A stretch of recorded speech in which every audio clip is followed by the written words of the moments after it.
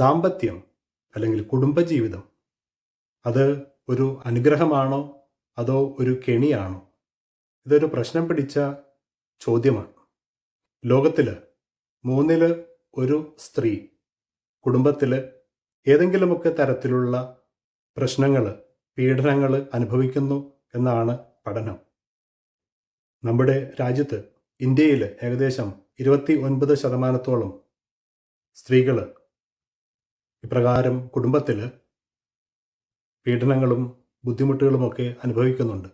ഇനി യഥാർത്ഥ കണക്കുകൾ അതിനു മുകളിലായിരിക്കും. യേശുവിൻ്റെ കാലത്തും വിവാഹം എന്നുള്ളത്, കുടുംബബന്ധം എന്നുള്ളത് അല്പം പ്രശ്നം പിടിച്ച ഒരു കാര്യമായിരുന്നു. പല റബിമാരും അവരുടെ രീതിയിൽ നിയമങ്ങളെ വ്യാഖ്യാനിച്ചിരുന്നു. ഒരു പ്രമുഖനായ റബി പഠിപ്പിക്കുന്നതനുസരിച്ച് സ്ത്രീ മോശമായിട്ട് ഭക്ഷണം പാചകം ചെയ്താൽ, കരിഞ്ഞു പോയാൽ അത് മതി പുരുഷന് ആ ബന്ധം വേർപെടുത്തുവാനായിട്ട്. ഇത് സമൂഹത്തിൽ നിലനിന്നിരുന്ന ഒരു കാര്യമായിരുന്നു. ഒരു വശത്ത് മതം പഠിപ്പിക്കുന്നു, വിവാഹം എന്നുള്ളത് ദൈവം അനുഗ്രഹിച്ച ഒരു ബന്ധമാണ്, ഒരു കൂട്ടായ്മയാണ്. എന്നാൽ ഒത്തിരി പേര് ഇതിനെ അത്ര വിശുദ്ധമായിട്ടൊന്നും എടുത്തിരുന്നില്ല. അതുകൊണ്ട് തന്നെയാണ് യേശു ഇവിടെ അവരുടെ ഹൃദയ കാഠിന്യത്തെപ്പറ്റി പറയുന്നത്. നിയമങ്ങളായിരുന്നു അവർക്ക് പരമപ്രധാനം. ഈ നിയമങ്ങൾ അവരുടെ ഇഷ്ടമനുസരിച്ച് അവർ വ്യാഖ്യാനം ചെയ്തു. അതിൻ്റെ കീഴിൽ ഒത്തിരി സ്ത്രീകൾ ബുദ്ധിമുട്ടുകൾ അനുഭവിച്ചു.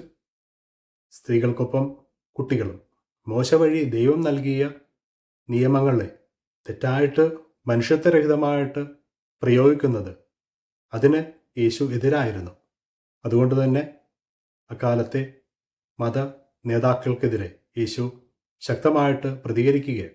സഭയിലും വിവാഹമെന്നുള്ളത് ദൈവത്തിൻ്റെ മുമ്പിലുള്ള ഒരു ഉടമ്പടിയാണ്.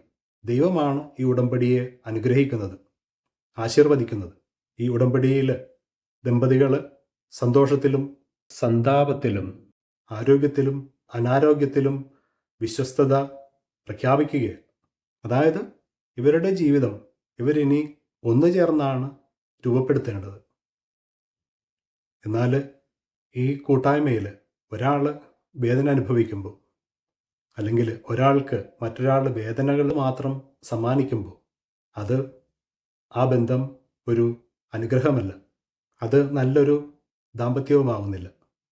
വിവാഹം എന്നുള്ളത് ഒരു ശിക്ഷയൊന്നുമല്ല, അത് ഒരു അനുഗ്രഹമാണ്. നമ്മൾ പരസ്പരം അനുഗ്രഹമാകണം. അല്ലാതെ ദൈവം നൽകുന്ന അനുഗ്രഹത്തിന് തടയിടുകയല്ല, എതിർക്കുകയല്ല ചെയ്യേണ്ടത്. തൻ്റെ അടുത്തേക്ക് വന്ന ശിശുക്കളെ തടഞ്ഞ ശിഷ്യന്മാരെ തിരുത്തിക്കൊണ്ട് യേശു ഈ ഒരു കാര്യമാണ് അവരെയും നമ്മെയും പഠിപ്പിക്കുന്നത്.